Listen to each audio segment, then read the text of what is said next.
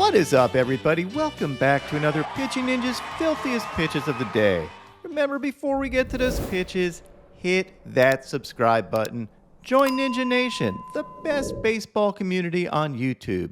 And now, without further ado, here are my Filthiest Pitches of the Day. I'm going to start with Chirs Bassitt, who had 10 strikeouts in 7 innings, thanks to his pretty curveballs, his vicious cutters, and his two-seamer. I also love this view of Bassitt's unique mechanics, bound to create some deception. Bassitt's cutter was particularly good, and here's Bassitt describing his cutter grip from my interview with him. I rotate here for my cutter. That's my cutter. So I'm completely on the seam. Luis Castillo struck out an amazing 7 hitters in a row to start this game, thanks to an array of fastballs, changeups, and sliders. We all know about Luis Castillo's filthy changeup, but I also thought his slider looked really good this game, about as good as I've seen it. Even though he K'd the first 7 hitters this game, he only ended up with 8 Ks over 5 2/3 innings. Michael Kopech had this fastball and slider on his way to 4 strikeouts. Patrick Sandoval had these changeups and sliders and had 4 Ks in 5 innings, giving up only 1 run. Nick Pivetta had 3 Ks in 5 innings, giving up 1 run and only 2 hits, thanks to his slider and fastball. Jeffrey Springs had these sick changeups. His start was cut short. He only went 3 innings, but had 2 strikeouts and gave up no runs. His ERA this season is 2.54. Alek Manoah had a vicious slider and his fastball working. He had 5 strikeouts in 8 innings, giving up only 1 run. And here's an overlay of Manoah's two-seamer and slider. You can see how he kind of throws it to the same spot and lets the spin of the ball do the work. With that mindset, it creates some great tunneling. Manoah's ERA is now 2.42. Trevor Rogers had 8 strikeouts in 6 innings and had this nasty changeup and slider. Louis Varland had 7 Ks in 5 1/3 innings and showcased this changeup and fastball. He was up against Domingo Germán, who had 6 strikeouts in 6 innings and this curveball and changeup. Jordan Montgomery had this filthy changeup. Corey Abbott had this dirty curveball. Kyle Freeland had these filthy breaking balls and sword. Yu Darvish went 6 innings with 6 strikeouts and had this wicked 89-mile-an-hour splitter. Check out the arm side run on that. Christian Javier had 8 strikeouts in 5 1/3 innings, giving up only 1 earned run, and had these 6 sliders. Alex Cobb had 4 strikeouts in 4 1/3 innings, thanks to his nasty knuckle curve, and got this sword on his curveball. Zach Greinke went 6 innings, giving up only 1 run, and had this dirty changeup. Clayton Kershaw had 8 strikeouts, thanks to his array of wicked sliders and absolutely gorgeous Cooperstown curveballs. Sometimes you just have to bend the knee before the king of curveballs.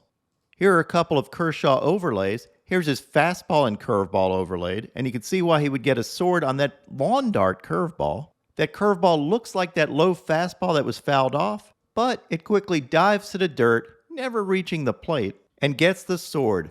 And here's a 3-pitch K overlay from Kershaw, and you can see him throw his fastball, slider, and curveball, all with the same mechanics out of the same slot. And for you pitchers out there, here's a look at Kershaw's curveball release. You can see how he really works to get to the front of the baseball. Spencer Strider, aka Quadzilla, went 6 innings with 9 Ks. Nice.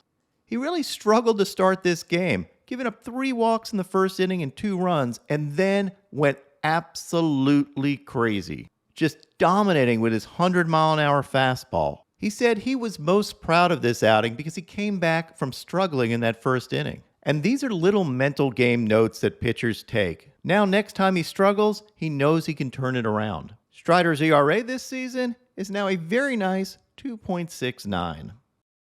Gerrit Cole had 14 strikeouts in 6 2/3 innings and just plain old overpowering stuff. Of course, he also had filthy sliders and knuckle curves, but his fastball was electric, just blowing hitters away. But my filthiest pitcher of the day, that was Jacob deGrom. deGrom actually struggled with his slider, but it didn't matter. He still had his slider between 92 and 94 miles an hour and got these swords on it. But what blew me away was deGrom's fastball and his fastball command. He even commanded this fastball during this earthquake. Or maybe it was just the camera shaking a ton. He got this sword on a 100-mile-an-hour fastball, and then this amazing 3-pitch fastball sequence of 98, 99, and 100 miles an hour.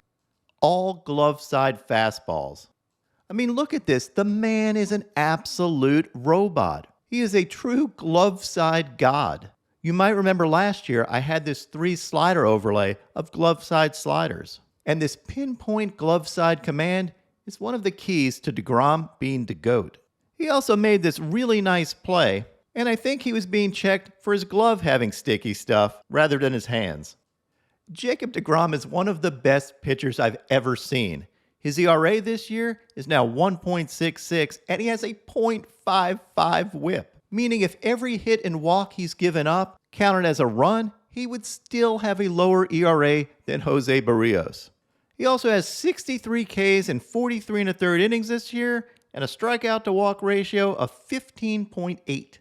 The only 2 pitchers in Major League Baseball history to start a season throwing 7 starts with 60 strikeouts or more, under a 2 ERA, and under a .6 whip are Jacob deGrom last year and Jacob deGrom this year. That's in the entire history of baseball. I'm running out of words to describe just how good this dude is. And now onto my filthiest relievers. Liam Hendricks annihilated the side and lost his mind. And he got him. Jose Alvarado had his overpowering fastballs and cutters. Jimmy the Human Glitch Herget had these parachute frisbees. Yanni Chirinos had these 2-seamers and splitters. Pete Fairbanks continued to shove with these 100-mile-an-hour fastballs. Lucas Litke had these beautiful slow curveballs. Seth Lugo had this curveball with 3,309 RPMs. Jonathan Loaisiga had this absolutely painted flaming cheese. You go, Johnny Lasagna. Jordan Romano had this slider and overpowering fastball sword. And speaking of overpowering, my filthiest reliever of the day was Jhoan Duran with this 103-mile-an-hour fastball and 90-mile-an-hour curveball overlay. This is pure madness. Hitting is impossible. He also threw in this 89-mile-an-hour curveball. And speaking of curveballs, in minor league action, Tyler Glasnow started his road back with this wicked curveball. And now, my pitching ninja moment of zen. It's Santa in September. No, it's John Daly throwing out the first pitch, and he did a great job, especially because he was probably hammered. John, why don't you start us with the hillbilly headlines? Well, I'm not going to lie, I'm drunk. What is up, Ninja Nation? My picks of the day today are a nice same-game parlay. I'm going to go with Kyle Gibson for 6 strikeouts or more, and Sandy Alcantara for 9 strikeouts or more. What would your picks of the day be?